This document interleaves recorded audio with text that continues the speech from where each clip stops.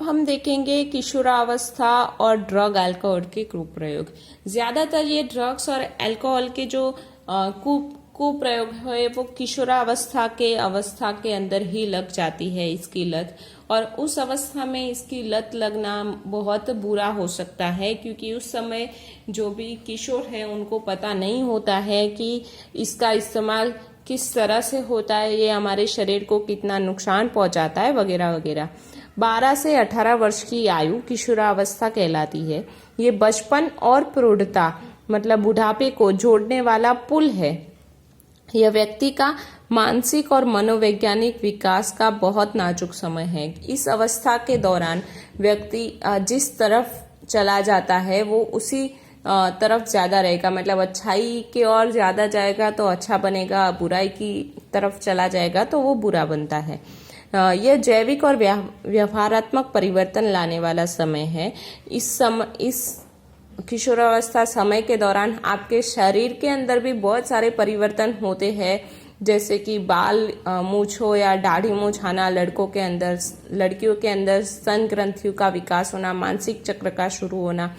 ये सारे शारीरिक जो कि जैविक है व्यवहार वो तो बदलते हैं, साथ में आपके व्यवहार है वो भी, उनमें भी परिवर्तन आता है।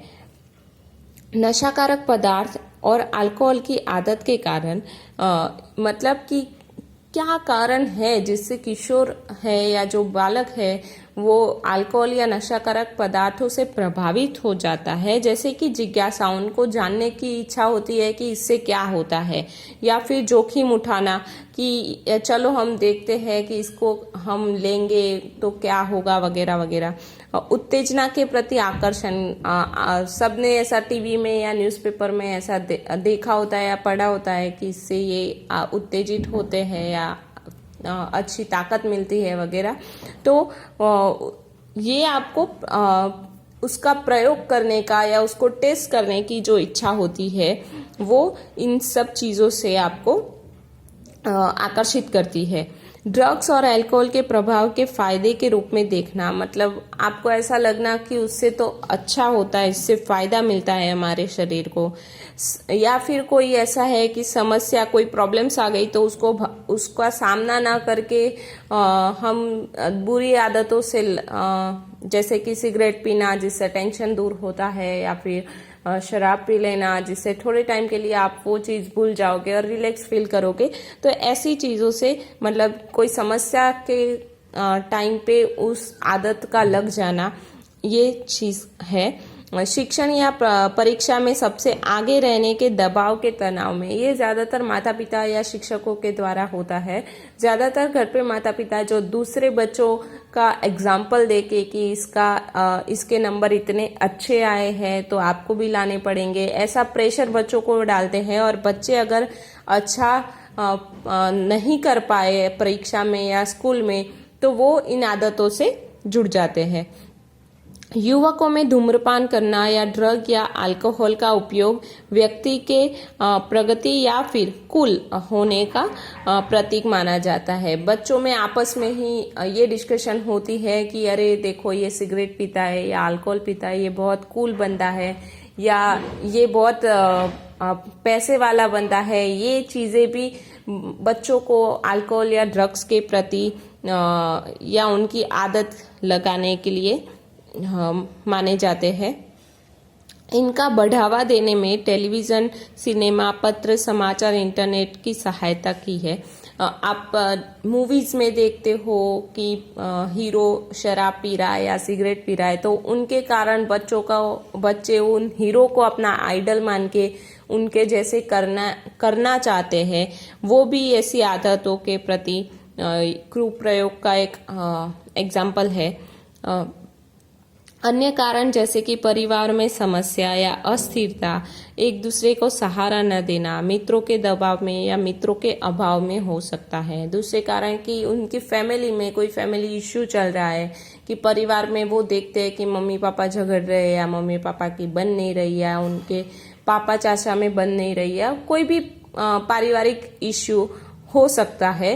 तो ऐसे में बच्चे की मानसिक स्थिति पे बहुत बुरा असर पड़ता है और उस स्थिति में वो ऐसी आदतों के प्रति आकर्षित हो जाता है, या फिर उनके मित्र ऐसी चीजों के प्रति आकर्षित है और उनके मित्र के दबाव में वो लोग ऐसा कर सकते हैं, या फिर ऐसा भी हो सकता है कि उस बच्चे का कोई फ्रेंड ना हो तो भी वो अकेलेपन के अंदर भी इस तरह के प्रेशर में वो ऐसी आदतों के साथ जुड़ जाता है। अब ऐसी आदत आप जब सोचते हैं कि ऐसी आदत हम बस इस बार टेंशन में है तो इस बार करेंगे, बाद में नहीं, पर ये नहीं होता है। तो इसके लिए व्यसन और निर्भरता कि ड्रग लाभकारी है या ये समझकर उसको बार बार लेते हैं कि इससे मुझे तो उस टाइम अच्छा हुआ था, अब मैं फिर से लूंगा तो फिर से मुझे अच्छा लगेगा, या फिर खुशी या खुशाबाश और भला चंगा होने की अस्थायी भावना ड्रग और अल्कोहल के साथ जुड़ता है। मतलब कि आपको ऐसा लगेगा कि हाँ, थोड़े टाइम के लिए की जो खुशी है उसको लेने के लिए ऐसे ड्रग या अल्कोहल के प्रति आप आकर्षित हो जाते हो।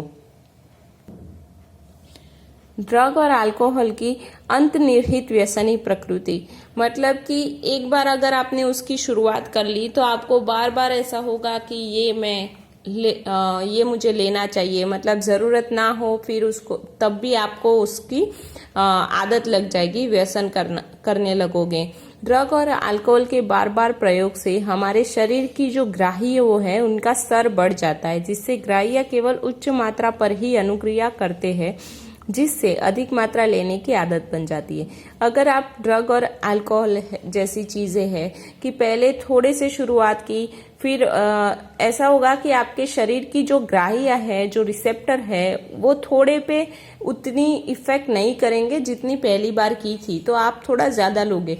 उसके बाद जब दूसरी, तीसरी या चौथी बार होगा तब उससे थोड़ा ज्यादा होगा। तो एक टाइम आ जाएगा कि जब आप जो पहले 1 बॉटल से काम चलता था वो अब 2 या 3 बॉटल से हो रहा है। मतलब आपके शरीर की जो ग्राह्य है वो अब सिर्फ उच्च मात्रा पर ही असर करती है, तो आपके शरीर में उतना ज्यादा नशीला पदार्थ जाएगा जो आपके शरीर को ज्यादा डैमेज करता है।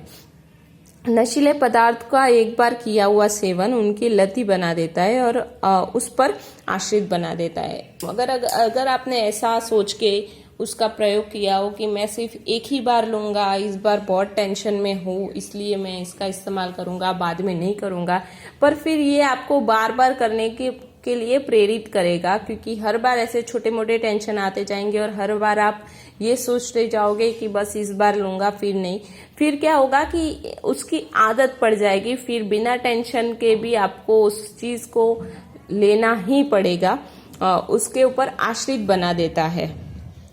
ड्रग और अल्कोहल के जो कुप्रभाव या कुप्रयोग है, उसके जो प्रभाव क्या होता है, तो इससे अंधाधुंध व्यवहार, मतलब आपको पता ही नहीं चलेगा कि किसके साथ क्या बोलना है, क्या करना है, आप किसी के भी साथ कैसा ही व्यवहार कर सकते हो। बर्बरता या फिर जिसे कहते हैं जंगलीपना, हिंसा के रूप में, या फिर आपके अंदर हिंसा बढ़ जाएगी, मतलब छोटी छोटी बात पे उत्तेजित हो जाना, गुस्सा हो जाना, आक्रामकता आ जाना, ये सारी चीजें देखी जाती है। नशा कारक पदार्थों की अत्यधिक मात्रा से हमारे जो श्वसन तंत्र है उसकी निष्फलता हो सकती है।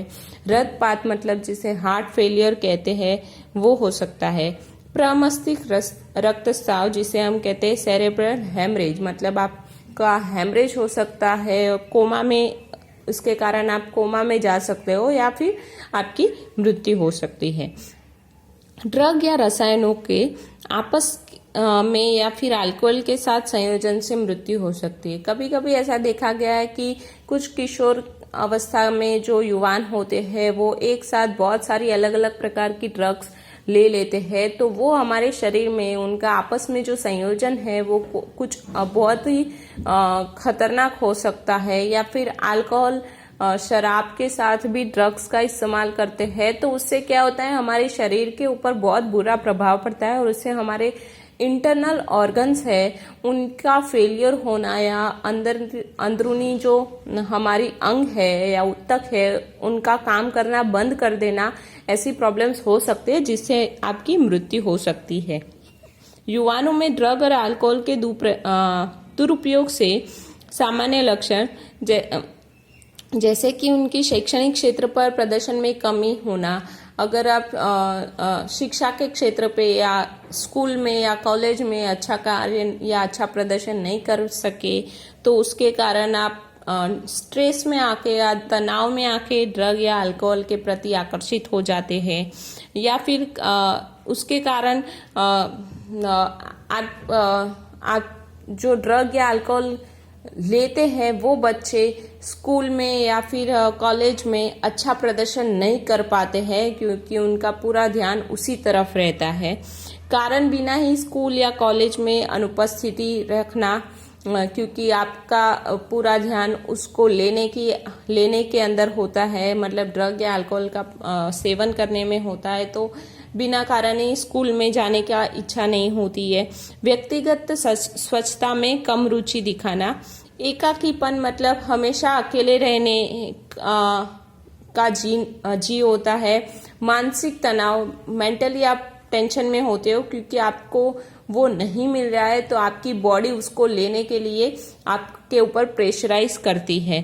थकावट होना, आक्रामकशील या फिर विद्रोही व्यवहार की, कोई छोटी सी बात पे भी गुस्सा कर देना या उत्तेजित हो जाना, ये सारी चीजें देखी गई है। अगर कोई व्यक्ति ड्रग या अल्कोहल के प्रभाव में है तो उनके अंदर, या फिर देखा है कि वो लोग अपने परिवार के साथ या अपने मित्रों के साथ सीधे मुंह बात नहीं करते, मतलब उनसे दूर दूर रहते, कटे कटे रहते हैं। वो लोग, उनके जो शौक्स है, उनके जो हॉबीज है उनमें कमी आ जाना, सोने और खाने की आदतों में परिवर्तन हो जाना, भूख और वजन में बढ़ोतरी या कमी होना, ये सारी चीजें ड्रग या अल्कोहल के दुरुपयोग के से देखी गई है। अब नशाकारक पदार्थ के दूरगामी परिणाम, तुरंत आपको ये जो नशीले पदार्थ हैं उनसे कुछ नहीं दिखेगा, पर आप लंबा सोचेंगे तो उसके बहुत ही खतरनाक परिणाम हो सकते हैं।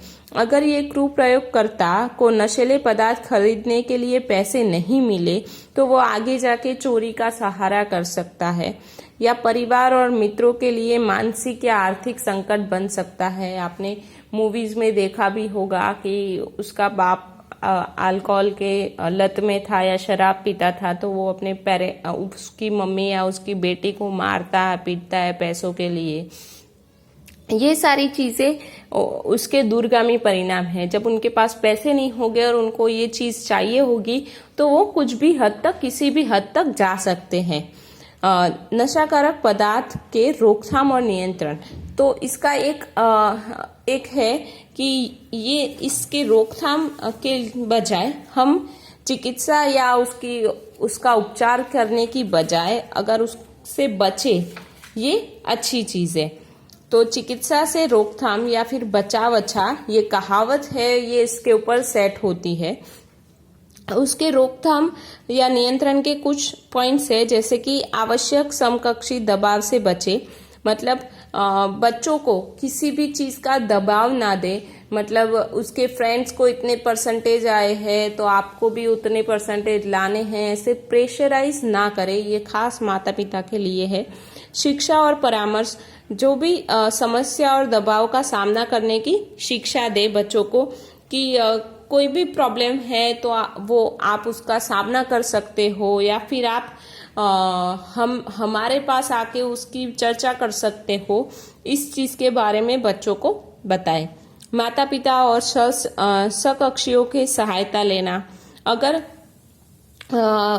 आप देखते हैं कि बच्चे को नशीली पदार्थ की आदत लगी है तो उनकी समस्याओं के बारे में माता पिता से या उनकी जो फ्रेंड्स है उनसे बातचीत करके उसको क्या प्रॉब्लम है उसके बारे में जानकारी ले और उसको सॉल्व करने की कोशिश करें।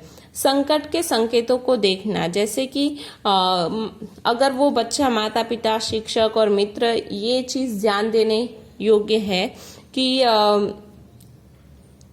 अगर बच्चा अकेला रहता है या फिर उनमें कोई परिवर्तन आता है, वो अपने फ्रेंड्स के साथ या अपनी फैमिली के साथ अच्छे से बात नहीं करता है, खाने पीने में उसके चेंजेस आ रहे हैं, तो वो कोई ना कोई नशीला पदार्थ ले रहा है, ऐसे अगर आपको चिन्ह मिलते हैं तो उससे पहचाने और उसके बारे में अपने फ्रेंड से या उसके साथ बातचीत करें। व्यावसायिक और चिकित्सा सहायता लेना, मतलब जो भी ये नशीला पदार्थ लेते हैं, अगर उनको छूटना है तो मनोवैज्ञानिक, मनोरोग विज्ञानियों या फिर साइकोलॉजिस्ट के पास जाके उनकी सहायता से उनके सेशंस करवाएं और उनको उन पदार्थ की लत से छुटकारा दिलवा सकते हैं। यहाँ पे हमारा ये चैप्टर मानव स्वास्थ्य तथा रोग, ये चैप्टर कंप्लीट हो रहा है। अब नेक्स्ट सेशन में मैं नेक्स्ट चैप्टर पढ़ाऊंगी।